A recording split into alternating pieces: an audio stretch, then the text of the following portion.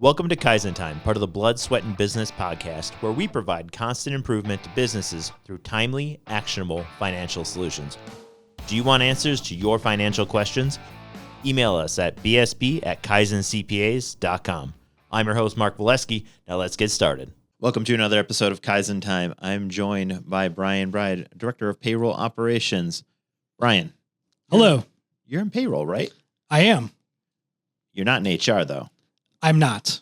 Okay. So I just want to make sure there's a differentiation. Those are two completely separate things, but there's a considerable amount of overlap because there's benefits. One has the benefits, but one goes into the payroll. Mm-hmm. How does that all work? Yeah. So payroll and benefits are very closely related. Very large companies, they are separate.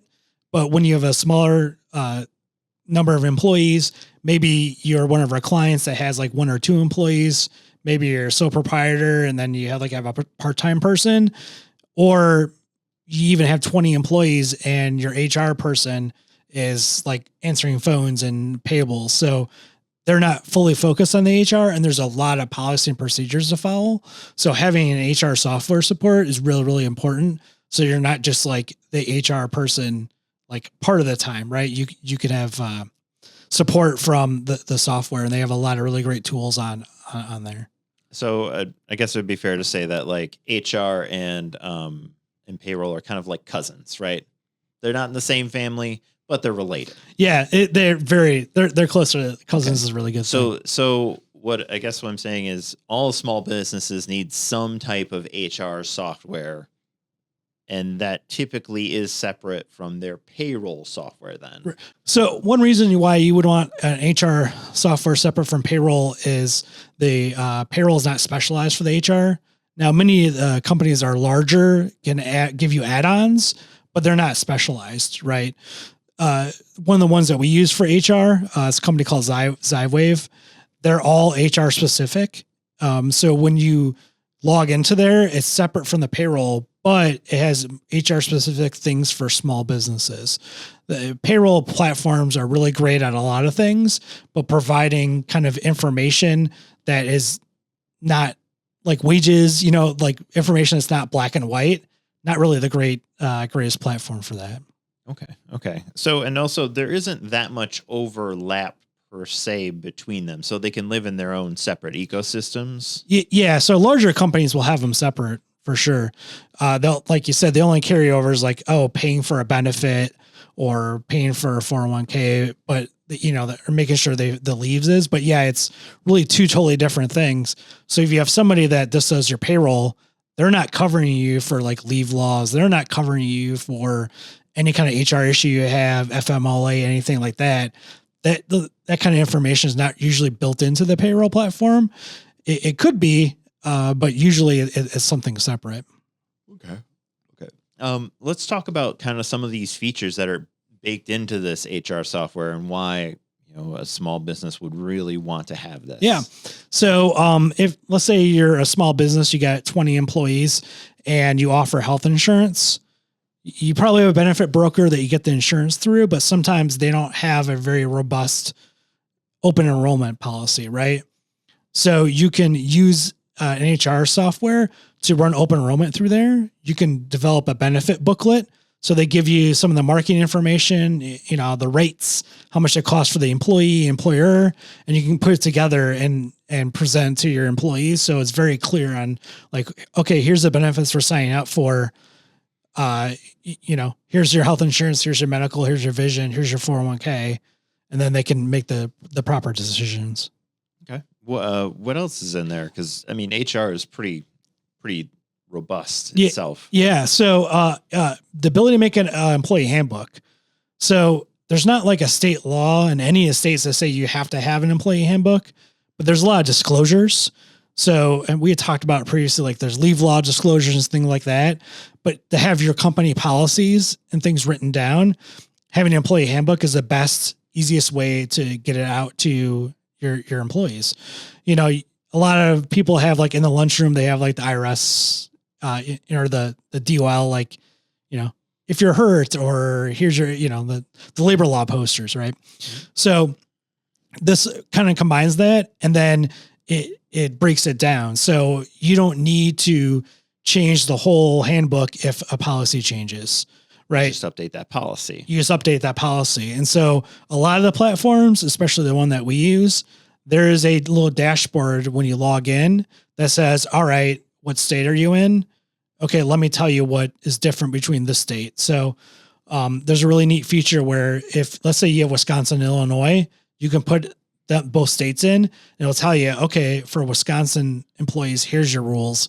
Illinois, here's your rules. And you can either decide to add that or you have two separate handbooks per state. Okay. So that kind of compliance is really, really important. And if you're the owner and you have 20 employees and they're kind of spread out, you don't really have the time to think about something like that if it's right there in front of you. Yeah. Well, and also if it's able to update itself, right?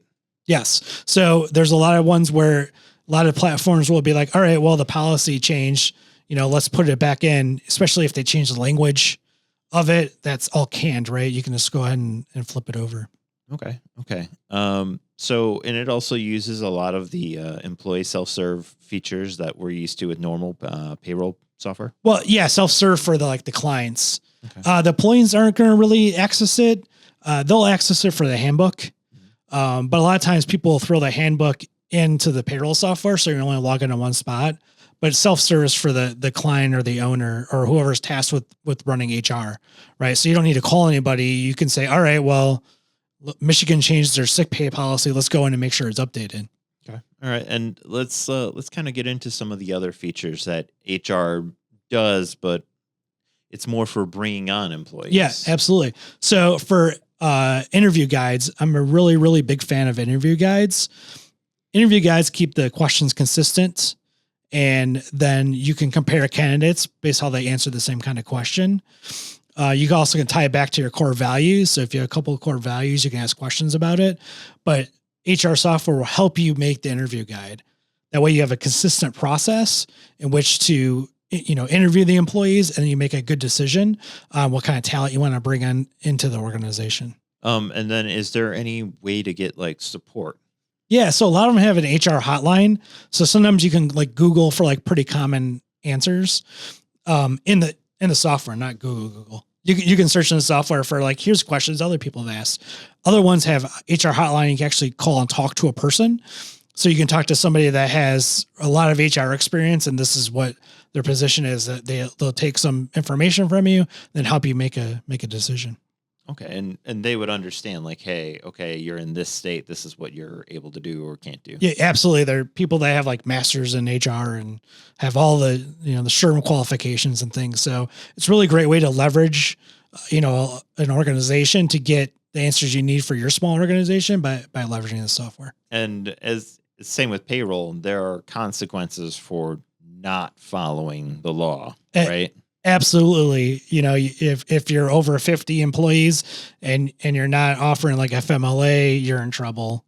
And every state is different. But if even a state like Illinois that has a small paid leave policy, you have one employee, you have to honor the paid leave.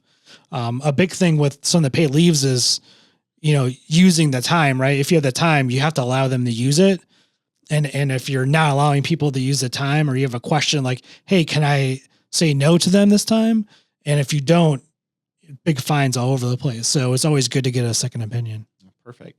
All right, Brian, anything else you want to add about why small businesses need some type of HR software? I would just say it's to leverage technology, right? And to get the right answers at the speed that you need them. So, if you're an HR department of one, you can't do everything. Anybody that's in position knows how hard it is. Having a little support that you can find an answer quickly is invaluable. And real quick, what kind of cost are we looking at for this? It's really cost effective. We have some programs that are less than $40 a month. And that can, $40, that's hours you could be saving. That already pays itself back. You use it once an hour, you're ahead of the game. All right, perfect. Thanks so much, Brian. Yep, thank you. You've been listening to Kaizen Time, part of the Blood, Sweat, and Business podcast. If you like what you heard, subscribe and leave a 5-star review. This podcast has been brought to you by Kaizen CPAs Plus Advisors, providing advisory and accounting services to help you grow your business. Learn more at kaizencpas.com or email us at bsb@kaizencpas.com.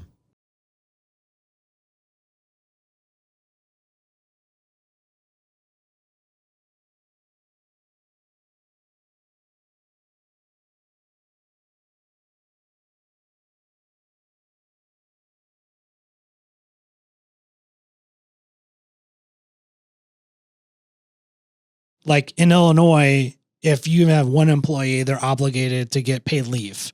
So to track all those kind of items, payroll's not enough for you. You need some kind of HR support on there.